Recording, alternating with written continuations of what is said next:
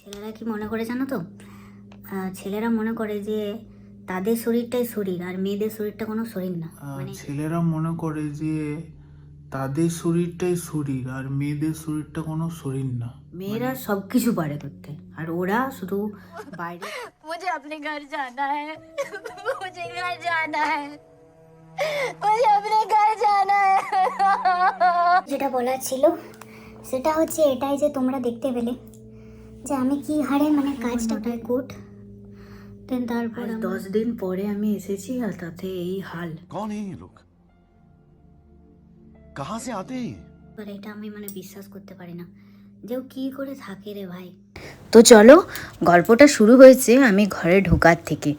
আমি ঘরে ঢোকার সময়তেই দেখছি ওয়াশিং মেশিনে কাপড় জামা ভরা আছে। এই কাপড় জামা কতদিন আগেও কেচেছে জানি না, সেগুলো বাইরে মেলার পর্যন্ত টাইম হয়নি ওর। তারপরে এটা প্রায় 10 দিন আগের আনা খাবার আমি এনেছিলাম আমার বাড়ি থেকে। ওর জন্য চাউমিন কিছুটা রাতে খেয়েছিল, কিছুটা ছিল। আমি বলেছিলাম সকালে তুমি এটা ফেলে দেবে, ফেলে তো নিয়ে এখানেই রেখে দিয়েছে। এটার থেকে যা বাজে একটা স্মেল আসছিল তোমাদেরকে আমি বলে বোঝাতে পারবো না।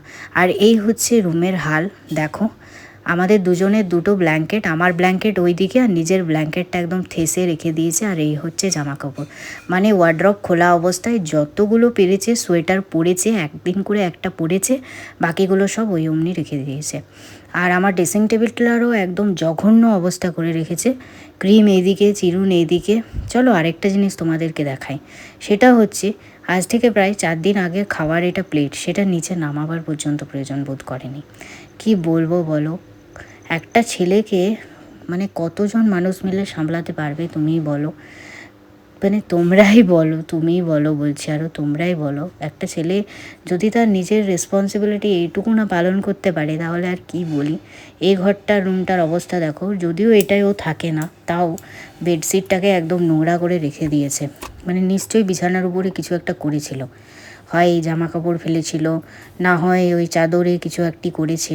কি বলবো তোমাদের। চলো এই প্লেটটা আগে বাইরে রেখে আসি, তারপরে পুরো ঘর। আর আমাকে না প্রতিটা জামার স্মেল নিয়ে নিয়ে তারপরে সেগুলোকে কাচতে হচ্ছে, কারণ আমি দেখছি যদি 1-2টো কাঁচা এটার মধ্যে বেরিয়ে যায়, যদি কোনোটা কেচে রেখেছে, ও কাঁচা আকাচা কোনোটাই সব একসাথে রাখে, এটাই ওর সব থেকে আমার খারাপ লাগে।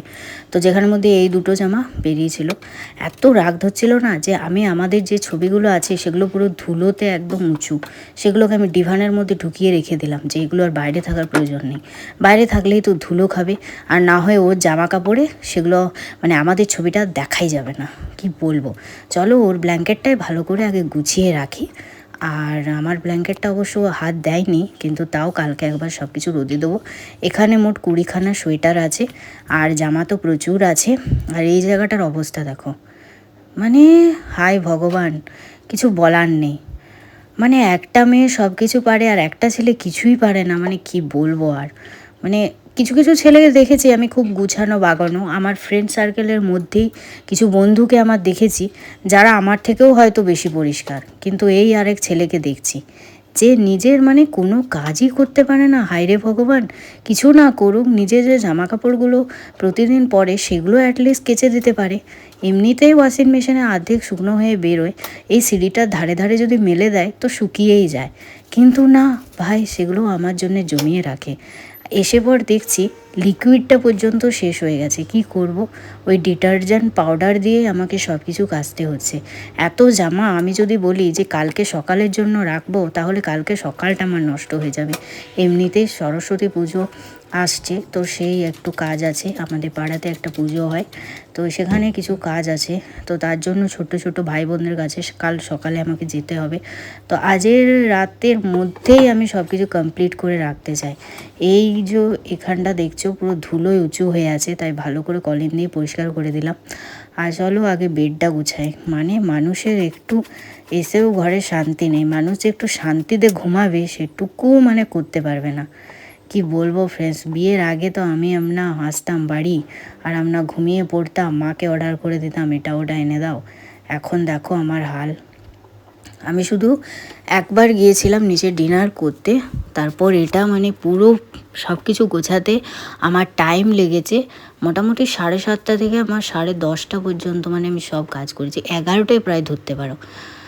কি বলবো, চলো নতুন বেড কাভার পাতলাম আর ভালো করে পরিষ্কার করে দিলাম সব কিছু। এবার বালিশের ওয়ারগুলো পরিয়ে দিই, যদিও কালকে বালিশগুলো আর ব্ল্যাঙ্কেটগুলো একটু রোদে দিতে হবে, কারণ এইভাবে এতদিন একটু শীতকালে প্রতিটা জিনিসে একটু রোদ খাওয়ানোর প্রয়োজন আছে। এগুলোও পুরো ধুলোয় উঁচু হয়ে গেছে আমাদের টেবিলগুলো, সেগুলোও ভালো করে পরিষ্কার করে দিলাম।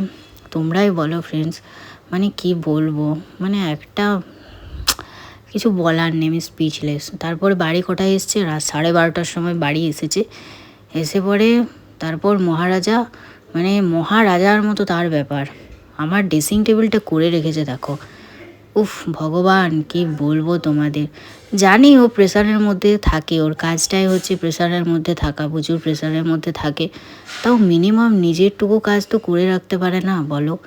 নিজেরটুকু কাজ যদি না মানুষ করতে পারে তাহলে তাকে আর কি বলার আছে। এত বড় ছেলে, না আমি ওকে সামলাতে পারবো না ওর মা ওকে সামলাতে পারবে, কেউই পারবে না, কারোর পক্ষেই সম্ভব না এত নোংরা ছেলেকে পরিষ্কার রাখা।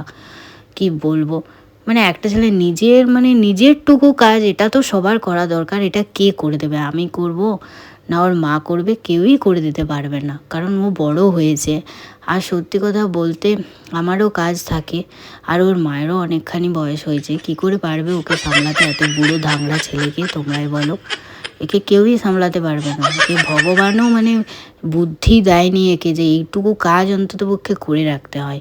কি খারাপ লাগছে তোমাদেরকে বলে বোঝাতে পারবো না। আমি তোমাদেরকে জাস্ট ভিডিওটা এখানে করা যে আমি দেখালাম যে কি মানে মানে কি করে রাখে ও, কি হারে মানে ঘরগুলো নোংরা করে রাখে। আর আর আমাকে কি পরিমাণে মানে কষ্ট দেয়। একদিনই কষ্ট করি, কিন্তু একদিন কষ্টের পরে মানে অনেকটাই মানে রিল্যাক্স লাগে। তো কিছু বলা যাবে না, কারণ ও পারে না, তো আর কি বলা যাবে, সবাই তো আর সব জিনিস করতে পারে না বলো। তো আমি ডিটারজেন্ট পাউডারটা একটু জলে গুলে দিয়ে দিচ্ছি যাতে অ্যাটলিস্ট, আর আমি কুইক ওয়াশে দিয়ে দিচ্ছি, কারণ কিছু করার নেই। ওয়াশিং মেশিন আরও অনেকবার চালাতে হবে তবে যে এত জামা কাপড় কাচা সম্ভব হবে। আর এটাও একটু পরিষ্কার করে নিই, কারণ কি বলো তো, আমি না নোংরা একদমই দেখতে পারি না, মানে এক জায়গায় একটু ধুলো এসব তো আমি দেখতেই পারি না। বিশেষ করে এখানে ফ্লোরটা পুরো সাদা, আর সাদা ফ্লোরের জন্য না মানে প্রচুর নোংরা আরও বেশি হয়। একটা চুল পড়ে থাকলেও না সেটা ভালোভাবে দেখায়।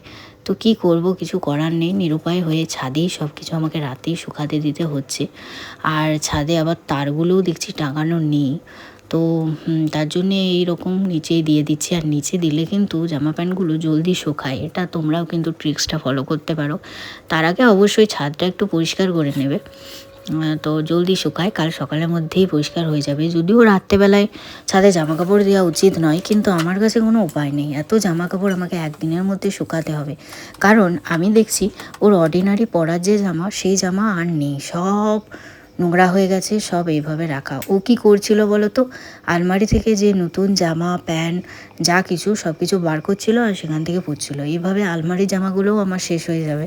ওর মানে কি বলো তো, একটা হ্যাবিট আছে, ও কোনো জামা রাখতে পারে না। মানে আমরা কি করি, ভালো জামা যেগুলো আমাদের নতুন জামা কাপড়, তো সেগুলো আমরা ভালো করে আলমারির মধ্যে রেখে দিই, ও একসাথে সব পরে। এটা ওর খুব একটা ব্যাড হ্যাবিট, যার জন্য আমি কি করি, যখন যাই তখন আলমারির চাবি লুকিয়ে যায়, যাতে আলমারি থেকে কোনো জামা কাপড় বার করে পরতে না পারে।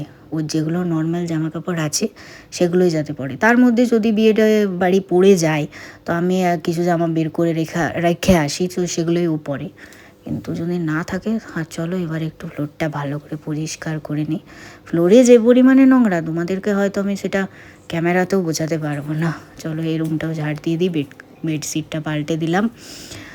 বেডশিট না পাল্টালে হয়, ওই বেডশিটটা তো আমি শুতেই পারবো না ফ্রেন্ডস। আরে সোফার তলে এত পরিমাণে নোংরা হয়ে আছে, উফ কিছু বলা যাবে না তোমাদের। তো তোমাদের কার কার বর আমার বরের মতো এরকম অকর্মণ্য ঢেকি অবশ্যই কমেন্ট করে জানাবে, তাহলে আমিও জানবো যে আমার মতো মানে আমি যেরকম পেয়েছি সেরকম স্যাম্পল তোমাদের বাড়িতেও একটা করে আছে, অবশ্যই জানিও। তো যাই হোক, একটা ছেলের মধ্যে যে সব কিছু ভালো গুণ পাবে এমনটা না, কিছু খারাপ গুণ থাকবে, তো মিলেমিশেই সব কিছু। তো এরও মানে কিছু ভালো গুণ আছে, আবার এই গুণগুলো এর মানে নেই বলতে পারো, একদমই নেই। মানে পারে না। আমি আমার বাবাকেও দেখেছি, তবে আমার বাবা একটু কুড়ে টাইপের, কিন্তু মানে এতটাও মানে এর মতো না। মানে এ বাইরের কাজ সব কিছু করতে পারে, যখন বলবে সব কিছু করে দেবে। হ্যাঁ, কিন্তু মানে বাদবাকি কোনো কাজ মানে বাড়ির কোনো কাজে করতে পারে না। আর বাইরের খুব একটা কাজ মানে আমার পারপাসে ধরো কিছু একটা আনতে বললাম, এই ডিটারজেন্ট পাউডার বা এই কিছু এই সবজি টবজি বাজার, এসব কিন্তু ও পারে না। ও শুধু নিজের কাজটা করতে পারে। বা তুমি ওকে কোনো অন্য কিছু সম্পর্কে কিছু বলো, কিছু খোঁজ খবর এনে দিতে, ও সেগুলো করতে পারবে। আদার্স মানে পারে না করতে। কী বলবো, এগুলোই হচ্ছে ওর ফল্ট। হ্যাঁ, কিছু করা যাবে না। দেখলে তোমরা মানি প্ল্যান্ট গাছটার কী অবস্থা করেছে। আবার ওই ব্যাম্বো ট্রিটার নিচে শ্যাওলা ধরে গেছে আর পুরো জল শুকিয়ে গেছে। এ দেখো ছাদের মধ্যে এইভাবেই কাপড়গুলো মেলে দিয়েছে, এগুলো সকাল অবধি কিন্তু শুকিয়ে যাবে। কিছু করার নেই, আমার কাছে কোনো উপায় নেই, তার রাত্রেবেলাতেই সব কিছু দিয়ে আসতে হলো। এবার তোমরা বলো যে রুমটা কেমন লাগছে দেখতে। দেখো, একটা মানুষের থাকার যোগ্য রুম তোমাদের মনে হচ্ছে কিনা বলো। মানছি অনেকটাক্ষণ টাইম লেগে গেছে, কিন্তু তোমরা আমাকে বলবে যে কেমন লাগছে। এবারে মনে হচ্ছে যে হ্যাঁ, একটা মানুষ ঘুমাতে পারবে। একটা মানুষ যদি বাড়ির থেকে কাজ করে এসে রাত্রেবেলায় রিল্যাক্সে শান্তি মনে ঘুমাতেই না পারলো, তাহলে আর সে কিসের কাজ করলো। সে সারাদিনের পরিশ্রমটা যেন থেকেই গেল। আরেকটা কী বলতো ফ্রেন্ডস, যদি তুমি নিজের রুমকে ভালোভাবে পরিষ্কার না রাখো, তাহলে কিন্তু পজিটিভ ভাইবসটাও পাবে না। তো আমি তো এরকম রুম নোংরা থাকলে পজিটিভ ভাইবস পাই না, কিন্তু অনির্বাণ পাই। কোথার থেকে পাই ওই জানে।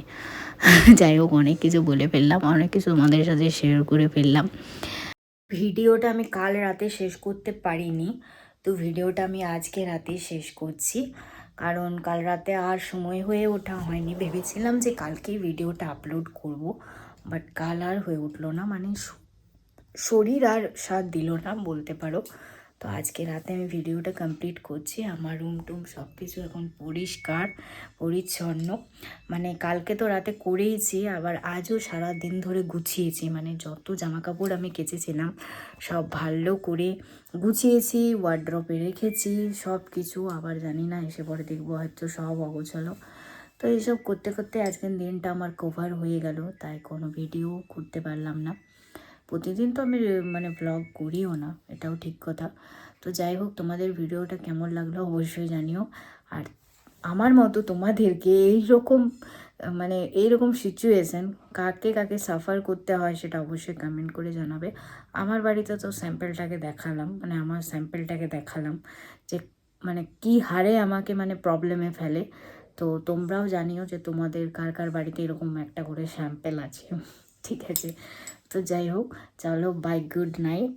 সবাই ভালো থাকো, অনেক অনেক এনজয় করো। পরে আবার অন্য ব্লগে তোমাদের সাথে দেখা হচ্ছে। Tata, good night, love you all.